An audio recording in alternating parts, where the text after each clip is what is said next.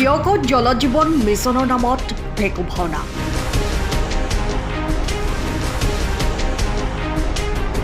নিৰ্মাণৰ এক সপ্তাহৰ পাছতেই বিকল হ'ল পানী যোগান আঁচনি।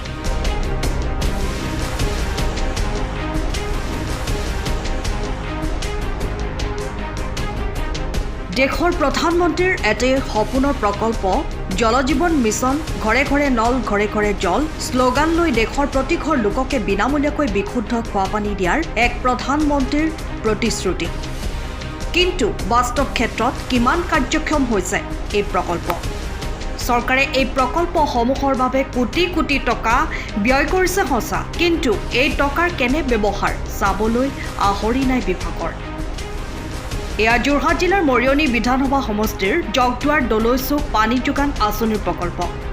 মূলতঃ চাহ বাগান অধ্যুষিত এই অঞ্চলৰ ৰাইজৰ সুবিধা হোৱাকৈ এই প্ৰকল্প জনস্বাস্থ্য কাৰিকৰী বিভাগে নিৰ্মাণ কৰিছিল সঁচা, কিন্তু নিৰ্মাণৰ অন্তত কেৱল এটা সপ্তাহৰ বাবেহে পানী পালে ৰাইজে। পৰৱৰ্তী সময়ত ইয়াৰ যন্ত্ৰসমূহ বিকল হৈ পৰি আজি ক্ৰমাৎ ভূত বাংলালৈ পৰ্যবসিত হৈছে এই প্ৰকল্প। কিন্তু নিৰ্বিকাৰ বিভাগ, নিৰ্বিকাৰ জনপ্ৰতিনিধি। নিম্নমানৰ সামগ্ৰীৰে উক্ত প্ৰকল্প নিৰ্মাণৰ অভিযোগ ৰাইজৰ। সেয়ে এই ক্ষেত্ৰত বিভাগ তথা চৰকাৰক অনতি পলমে হস্তক্ষেপ বিচাৰিছে সাধাৰণ জনতাই। হাৰমান হৈছে আৰু কষ্ট ভুগিব লাগে। ইমান দিন মই ভুগি আছোঁ, এতিয়ালৈকে মই একো দৰমহা পাতি পোৱাই নাই। সেইটো যিটো মটৰ পানী পাম্পৰ যিটো মটৰ ভাঙিলে ফুটিলে, এবাৰ ফুটি নিয়াৰ পিছত যোৰহাটলৈ নিলে, যোৰহাটত নিয়াৰ পিছত আকৌ আনিলে, আনি ঠিক কৰিলে, দুদিন চলিলে, আকৌ হেৰি হ'ল, বেয়া হ'ল। বেয়া হোৱাৰ পিছত এই এতিয়া মই ট্ৰেন্সফৰ্মাৰ হেৰি বেলডাল পৰিলে, বেল এদিন লগাই দিলে, আকৌ এদিন পানী দিলে, আকৌ এদিন নাইকিয়া হ'ল। তেনেকুৱা আৰু মোৰ হেণ্ডঅভাৰ নহ'লে মোৰ দৰমহা নহয়। ইমান দিন পানী দিয়া মোৰতো এনেই খৰচ চলি আছে। পইচা পাতি আজিলৈকে মই পোৱাই নাই। কিমান বছৰ কিমান মাহ খাটি আছোঁ, এনেই কৰিয়ে আছোঁ আৰু। ইয়াত মানে নামত ইয়াত জলমিত্ৰ বুলি মোক ভৰায়ে থৈছে। ইয়াৰ একো দৰমহা পাতি একো হেৰি হোৱা নাই। পাইপ চাইপবোৰ এইবোৰ মানে চব ডুপ্লিকেটে বস্তু আছে। এতিয়ালৈকে ভাল বুলি ক'বই নোৱাৰি। দুদিন চলিলে আকৌ দুদিন নাইকিয়া বেয়া হৈ থাকে। যে মই ইমান ৰাইজক পানী দিব লাগে, ৰাইজে মোকে আপত্তি দিয়ে, প্ৰেচিডেণ্ট ছেক্ৰেটেৰীক দিয়ে, মানে মোকে আপত্তি দিয়ে নাই। সেইটো কাৰণে এতিয়ালৈকে ঠিকাদাৰে ভাল কাম কৰাই নাই। ইয়াত নচলিলে আপোনাৰ এসপ্তাহমান পানীটো দিয়াৰ পাছতে আপোনাৰ কিবা মটৰ বেয়া হ'ল বুলি ক'লে।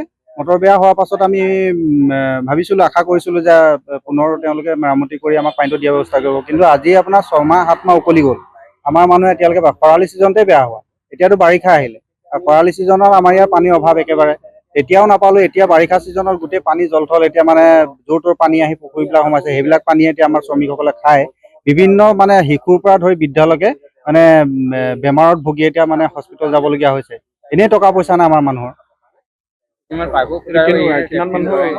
আমাৰ ইয়াত প্ৰায় 1000-1200 মানুহ হ'ব। পৰিয়াল হিচাপে আপোনাৰ 100 ঘৰমান পৰিয়াল হ'ব। এইটো দলৈ চুকলৈকে আছে। দলৈ গাঁও এটা বেলেগ গাঁও হৈছে, আৰু সেই বস্তুটো আহিছিলে তালৈ, কিন্তু তাত মাটিৰ অভাৱ হোৱাৰ কাৰণে নিৰ্মাণ কৰিবৰ কাৰণে অসুবিধা হোৱাৰ কাৰণে আমাৰ জগদুৱাৰ টি এন ট্ৰেণ্ডিং কোম্পানীয়ে এইটো বস্তুটো কৰিলে।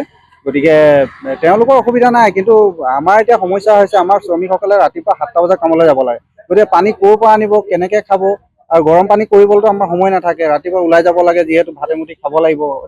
কাপোৰ ধোৱাৰ পৰা, বাচন ধোৱাৰ পৰা, গা ধোৱাৰ পৰা, খোৱালৈকে আমাৰখিনি পানী আমাৰ যথেষ্টখিনি পানী লাগে।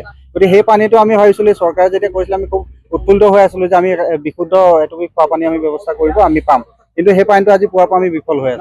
নাই, এতিয়া সৰঘৰ মানে হোৱা নাই, কাৰণ বহু মানুহ ঘৰত কানেকশ্যনেই হোৱা নাই। পাইপৰ পৰা এতিয়া আমাৰ 3খন লাইন আছে, চাপৰি লাইন, মাজ লাইন, দুখন লাইন আছে। এই যিটো মাজ লাইন বুলি কয়, তাততো পাইপৰ কানেকশ্যনেই হোৱা নাই। আৰু পানী কিছুমান ঘৰত কানেকশ্যন হৈছে যদিও মানে আপোনাৰ সৰু বাল্টিং এটাও মানে সম্পূৰ্ণ নহয়, মানে ভৰ্তি নহয়।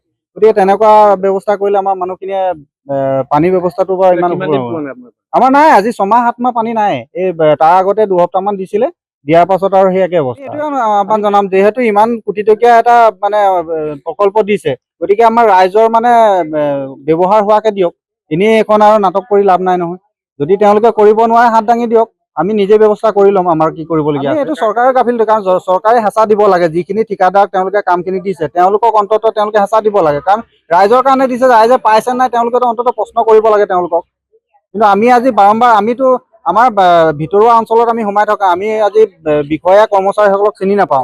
আমি সংবাদদাতাৰ জৰিয়তে আমি আমাৰ অসমৰ মুখ্যমন্ত্ৰী ডাঙৰীয়াক আমি আহ্বান জনাম যাতে এই শ্ৰমিকসকলৰ সুবিধাৰ্থে এই প্ৰকল্পটো সোনকালে মানে আপুনি আনুষ্ঠানিকভাৱে কাৰ্যকৰী কৰাৰ কাৰণে আমি অনুৰোধ কৰিছোঁ। সময়ৰ খবৰ সময়ত পাবলৈ ফ'ল' কৰক টাইম অফ আছাম।